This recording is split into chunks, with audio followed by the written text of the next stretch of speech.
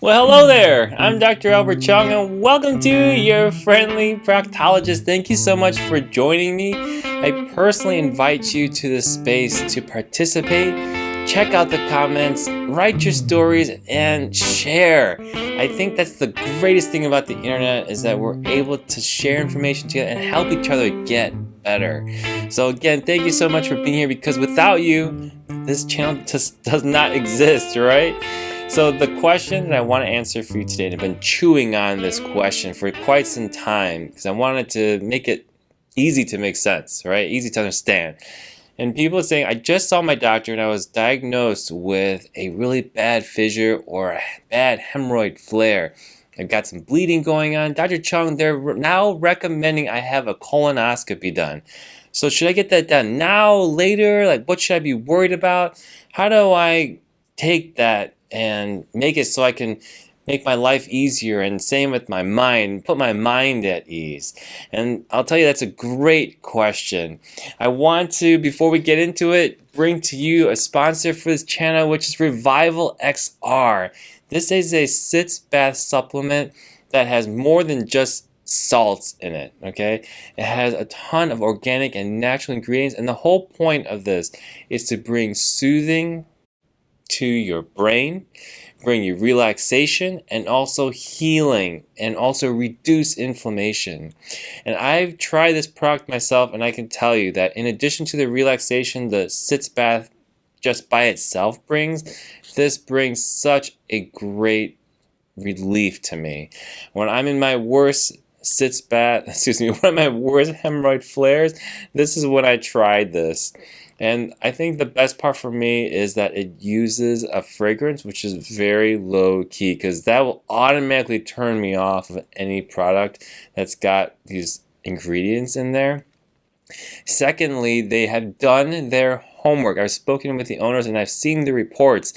They've actually tested the ingredients of this product so that in terms of skin allergies, skin reactions, is this product safe to use? They've done that and found the reports to be well within the qualified limit so that you can use this safely and have peace of mind that it's going to create benefit, not an allergic reaction. So you can find Revival XR on Amazon. This is the way the product looks. They've actually been gracious enough to offer a coupon, which you can of course use in your Amazon shopping cart. And we'll get more into this later. I'm going to read some of the ingredients out to you because I want to make the point of what good stuff is inside of here. So give this a try the next time you perform a sitz bath. So let's get to the question today, which is, again, you've got some bleeding, and so the doctor is now recommending a colonoscopy. What should you do about that? And when you're in that situation, you're already freaked out about how bad the pain or the discomfort is, but now they layer it on top of you like, oh my gosh, you know what, sir, ma'am, we should really check to make sure that bleeding or the problem is not from a cancer, right, or a giant polyp. And when you hear that, that makes your anxiety and stress levels go from here all the way up to there, right, through the screen and through the roof of the building. Because now, like hemorrhoid fissure, you can still live. It sucks, but if you get cancer, like, you mean I'm gonna need surgery? Am I gonna die? Right? That's the type of thinking our brain gets into when we're in that situation.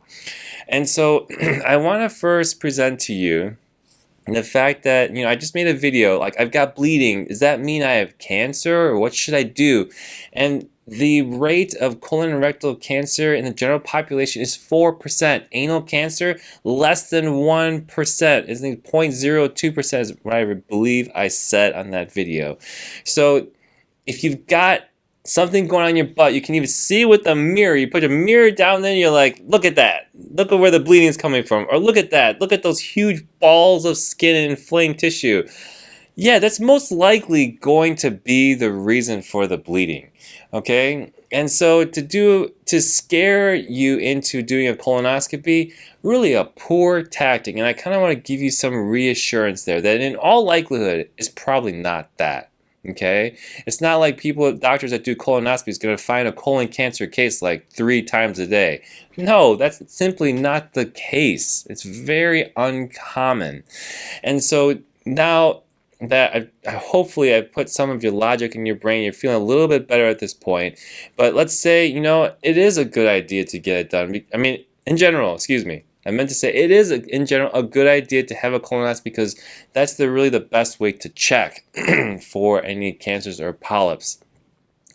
But when should it be done, right? You're in tons of pain now, and to prepare for a colonoscopy, it involves drinking a whole bunch of laxative like Miralax, polyethylene glycol, the Go Lightly, and you have to poop your brains out for pretty much 24 hours. And you know that it's going to just wreck your bottom end. A lot more bleeding, a lot more inflammation and swelling, and even more stuff may pop out. That may be possible. Your flare may get worse, okay? And if you're having pain from a fissure, then your pooping may be even more difficult. You're going to have to strain harder to get the poop out because your anus is closed. It's saying like, we're already suffering as it is, and you want us to work harder? Like, no way, we don't want to do that. So you'll have to go to the bathroom multiple times, not only because there's a ton of diarrhea in you, but because the anus wants to shut down the gate as soon as it can so that you don't use your bottom end. So a lot of challenges there. And in general, I'll say this, okay? It is okay to wait a bit, okay? What's the harm in waiting 1 to 2 weeks, right? In 1 to 2 weeks, the inflammation can really settle down a bit more. And then you can do the prep, and then things have been healed enough, they've got a little bit more resistance so that they don't make you may not get another flare, or you make your current flare even worse, okay? Another point to make here. It takes 8 to 10 years for a colon or rectal cancer tumor to grow 1 centimeter. It takes a long time. So when you're talking about waiting 2 to 4 weeks, is it really a huge disastrous thing, even if it is the worst possible case scenario of cancer? The answer to that question is no, okay? And so knowing all these things to make your comfort as much as possible, I think it is okay to wait a while. Use your preparation H, use the sitz bath salt like Revival XR, and try and get your poop as soft as possible and regular as possible so that you can heal it and then get the colonoscopy done if that's the right thing to do, right? I'm certainly not saying that colonoscopy is the wrong thing, okay? I'm not saying that the doctor that recommended it to you is wrong, right? I think that it's a good thing to have their experience, their knowledge, and their recommendations to you and say, hey, I think I'm a little bit concerned here. Let's do a colonoscopy.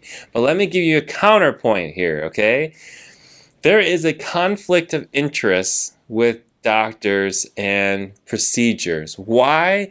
Because procedures make more money for the doctor, okay? And I'm a surgeon. I know this very well. I can try and convince people to do surgeries on every patient I meet. Just like a car salesman. When you see a customer walk through those doors, their objective is to make you buy the most expensive car and put the most expensive options on it so that they can make their commission higher, okay? Really, we're really no different. Yeah, we're supposed to be helping and really be honest, but let's face the facts. Business is business, right?